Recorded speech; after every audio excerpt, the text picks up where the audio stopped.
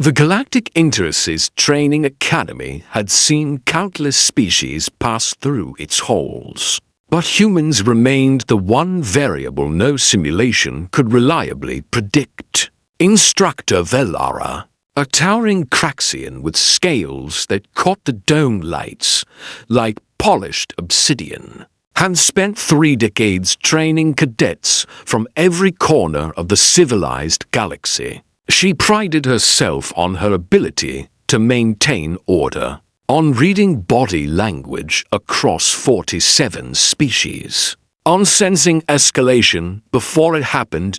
Today, all that experience felt useless.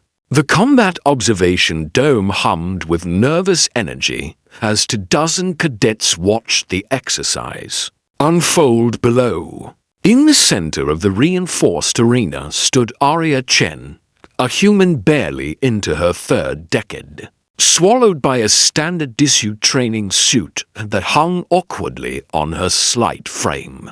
Across from her, crouched low and ready to strike, was Kor, a juvenile Vrathkar predator. His species had dominated the food chains of 17 worlds. Before they ever discovered spaceflight, Kor's claws scraped the metallic floor, each talon sharp enough to puncture hull plating. 4 eyes, arranged in a precise diamond across his angular skull, fixed on Arya with predatory focus so intense that even veteran soldiers usually looked away. The cub stood nearly shoulder height to Arya already. Though he was only 6 months old by human measure, adult Vrathkar grew to more than triple that size, ranking as apex threats in the Galactic Council's database. "This is insane," muttered Cadet Jixala, a Polonian whose tentacles writhed with visible anxiety. "Humans are prey. Category 4 on the durability index. That cub could tear her apart in seconds." Velara's translator crackled as she spoke through the comm. "Cadet Chen, you may abort the exercise at any time. Kor's neural inhibitor will activate the moment you feel threatened." Arya's voice came through comm and almost amused. "Thanks, instructor. We're good." Below, Kor began his approach. It wasn't a cautious stalk. It was the confident stride of a predator who had never known failure, who believed the universe itself had been designed for him to dominate. Muscles rolled beneath midnight fur. A deep rumble rose from his chest, a sound that triggered an instinctive flight response in 70% of sentient species. One Trelaxian fainted outright, its crystalline form dulling as consciousness slipped. Arya didn't budge. She stood loose, balanced, watching Kor with a focus that made Velara's scales prickle. The instructor recognized that expression. She had seen it on battlefield hunters, never on a species classified as prey. Kor closed the distance. 10 meters. 5. 3. He lunged. Vrathkar cubs went from stillness to 40 kilometers per hour in less than a second, and Kor moved like living lightning. His jaws opened wide, rows of serrated teeth flashing, claws extended to full length, curved blades ready to tear through reinforced bone. Every instructor in the observation deck reached for the emergency shutdown dot, and Arya laughed.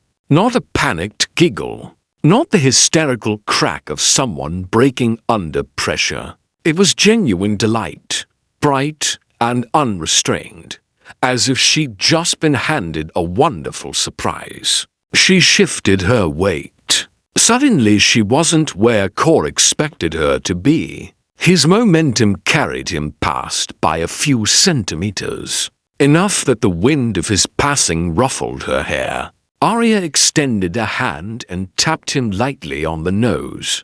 She booped him. Kor landed in a clumsy heap. more shocked than injured. His four eyes widened in disbelief. Nothing had ever dodged him. Nothing had ever touched him while he attacked. And nothing ever had made that strange high-pitched sound humans called laughter. The confusion lasted 3 seconds. Then instinct surged back. Core snarled. A sound evolved over millions of years specifically to freeze prey where they stood. The air rippled visibly with its force. Windows vibrated. Arya's grin only widened. Nice try. She didn't step away or reach for a weapon. She simply stood there, steady and unshaken, meeting his gaze with an expression no galactic classification had ever managed to categorize. Courage? Madness? Humans blurred the line with alarming frequency. Core charged again, this time with actual fury behind the movement. But the dynamic had shifted. He wasn't hunting anymore. He was trying to reclaim a sense of dominance, to force the universe back into familiar rules. Arya slipped aside with almost dance-like grace, finishing the dodge with a playful pirouette. As she passed him, she tapped the side of his head. "You're getting predictable, buddy."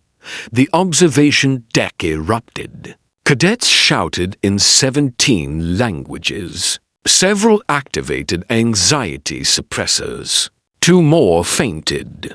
Velara hovered over the shutdown control, but hesitated. Something about the exchange felt different. Arya wasn't fighting. She was playing. And after his 3rd failed attack, Core seemed to realize it to dot. The cub sat back, hunches folding under him, head tilted as he studied this baffling creature who smelled like prey, but moved like a seasoned Vrathkar matriarch teaching a reckless youth. His snarl faded into a puzzled growl, then into silence. Arya approached slowly, palms open, posture low and relaxed. She pulled something from her pocket. The scanners identified it as processed meat human jerky. "You know what your problem is?" she said casually, tossing the strip toward Core. He caught it without breaking eye contact. "Everyone's told you you're scary your whole life. Those claws, those teeth. People see you and run. But here's the thing about humans. We domesticated wolves. We befriended things that used to hunt us. It's kind of our specialty." Core chewed slowly, processing this alien logic that contradicted every instinct screaming inside him. Arya sat cross-legged, making herself smaller.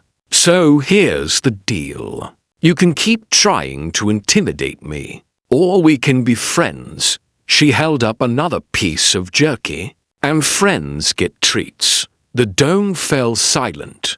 Core considered her. The tension in his shoulders softened. His pupils relaxed.